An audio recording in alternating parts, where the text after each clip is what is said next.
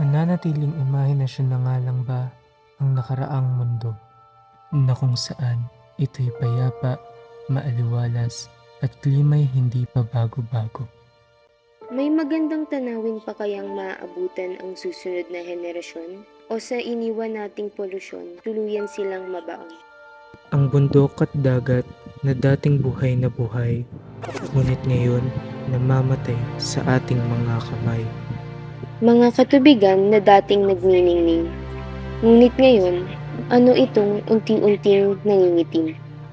Mga puno't halamang unti-unting naglalaho, nasusunog sa init ng araw at pagkaputol.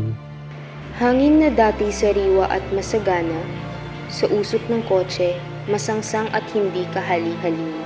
Tapon doon, kalat dito, kaliwat kanang basura ang makikita mo.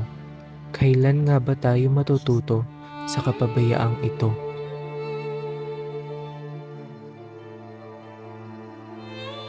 Kapaligiran na ating laging pinapakinabangan, hindi naman natin kayang pangalagaan.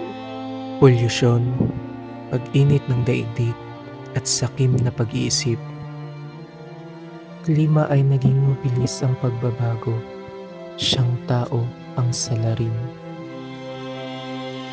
Ang kapaligiran puno ng dumi at ng sakit, Siyang tao lang din ang makakapagpalaya.